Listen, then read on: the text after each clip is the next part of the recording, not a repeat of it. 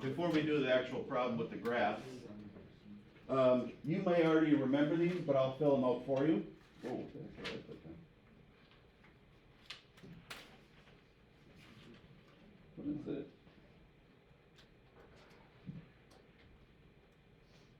Nothing?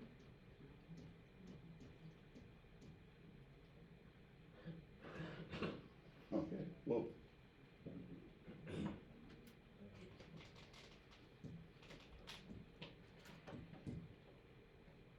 Oh, look at that. That's new. Okay, I realize you guys don't care one bit about it, but. These up top, x equals c is a vertical line. Y equals c is a horizontal line.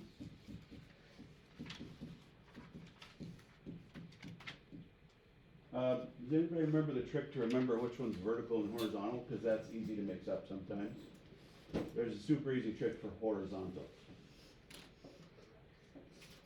I heard somebody say it. Horizon. The horizon, like when you watch the sunset and you see the earth being flat and the sun either falling or rising, this is the horizon. So a horizontal line will match up with the horizon. And vertical is the other one. So if you can remember that horizontal means flat, because like the horizon, vertical is straight up and down. This you probably remember is called slope-intercept.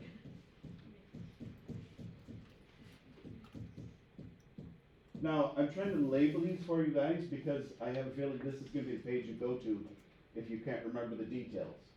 So M is slope, B, y-intercept.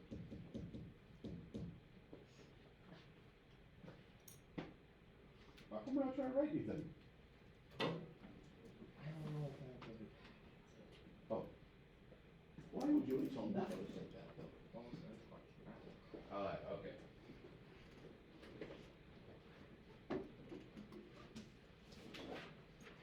Oh, well, that worked perfect. It's the last one. I think you already have it, but it's been so long that it's, I understand it's, confusion. The last equation, which we just talked about yesterday, is general form or standard form. I think I called it standard yesterday. Yeah.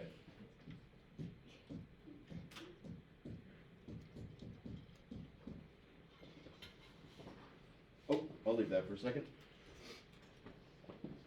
Okay, so if you are taking the test and you get kind of mixed up or confused, this is essentially the overview of every kind of equation you will see.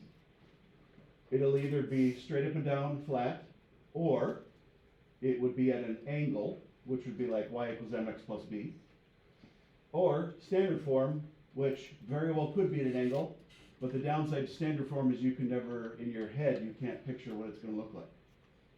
So that's why we generally stick with slope-intercept. Standard form is actually quicker, I shouldn't say quicker to graph. It's a different method. Here's what you're going to do. Bailey, call on somebody, please. Oh, you don't like that part? No. Let's see, what? Dice might work.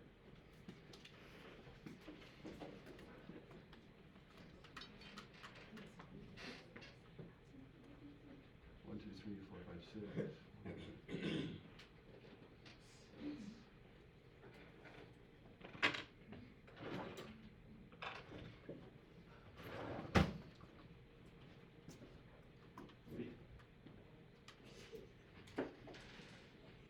Oh, that was not a great throw. The first catch was very good. They're super tiny, and they're probably visible in the light.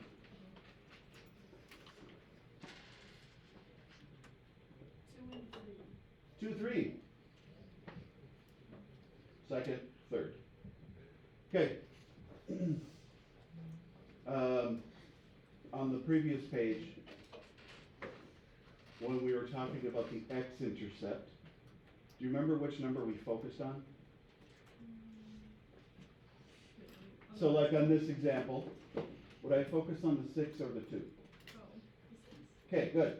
If you're being asked for the x-intercept, you focus on the number on the x. Okay, so finding the x-intercept, the method is that you take your finger or pencil and cover up the y. So we'll just pretend that's my pencil covering it up. And if we're trying to find the x-intercept, I want to make sure the x is the only letter I see. I'm going to do 12 divided by 6. 2. My x-intercept is 2. And as a point, 2, 0.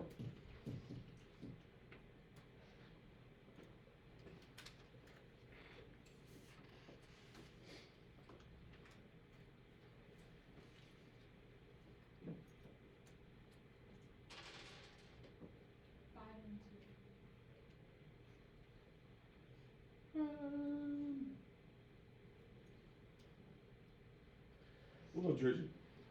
Oh, okay. Well, I didn't want to re-roll. Okay, y-intercept. I'm going to cover up the x, and I'm going to use the numbers that are on the y. What would the y-intercept be? 12 divided by 12. Perfect. So, 6. yes.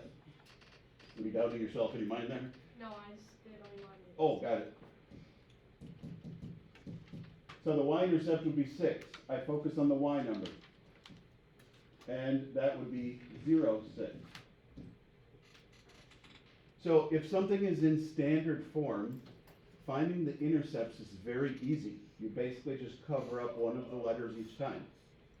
Whatever letter is left, so like the y is remaining, that's going to be the y-intercept. So I just put them on the graph. So I've got 6, 0, I've got, oh, that's nice. I've got 2, 0, and 0, 6. And then I connect them to make the line.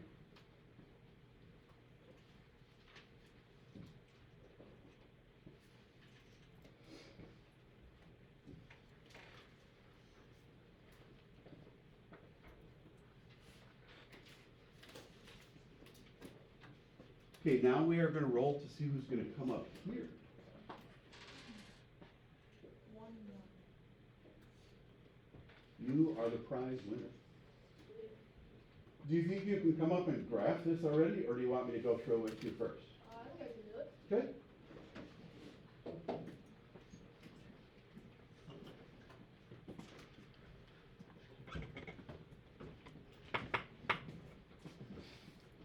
Should I do it the way we just did it? Yeah, okay. Wait, what other way we're gonna do it? Rewrite it so it said y equals? Yeah. Oh, got it. Yeah, do it the way we just did it, because we're gonna practice that today. So it's, So the x-intercept, you are covering up the y, yeah. and since there's no number on the x, that's a 1. Perfect. So that's the x-intercept. A 4 is X. So it's Yep.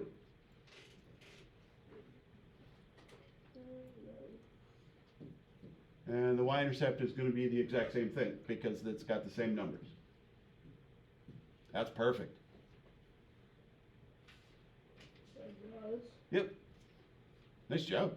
That was fast. Do you kind of remember this from last year a little bit? Yeah. Ah, okay. I have a feeling a lot of you do not remember this from last year. And if that's the case, that's fine. If you do remember it, it's just that much easier. Okay, good.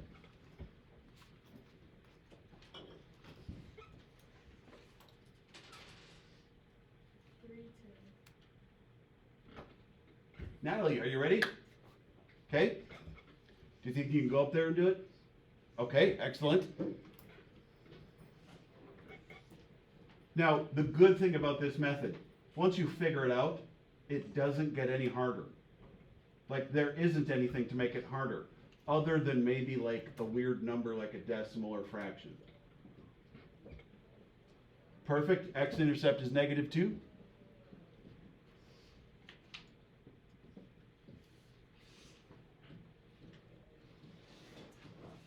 Perfect. You even remember the negative symbol. So on the second example, the y is -1 in front of it, so you would divide by -1.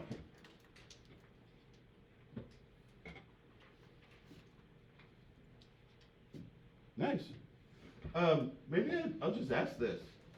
How well do you guys feel like you know how to do this? Like, I'm gonna guess that some of you remember it from last year. You guys are not, this class is not known for being very forthcoming with information and or speaking about anything. Why don't you put your 0, I don't get this. 5, I remember it and or understand it super easy, move on. Oh. 5 is yes, this is easy.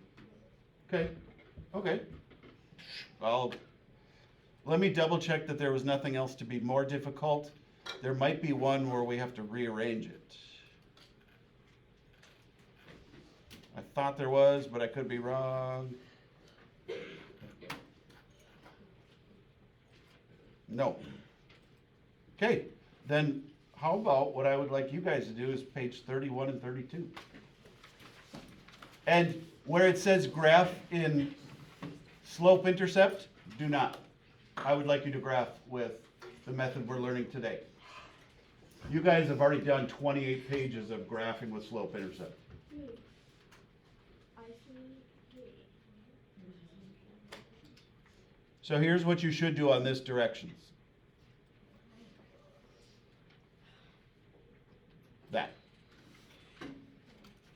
And in fact, step 1, step 2, step 3, we'll leave step 3. Step 3 says graph.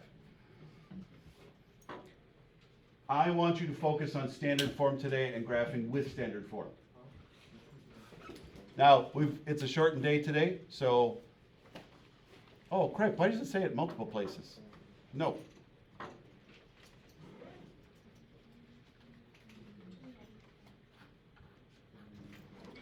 Now, the good thing is you will always get your choice on how you want to graph. If you can't stand the method we're doing today, you basically always could do it the other method if that one makes more sense to you.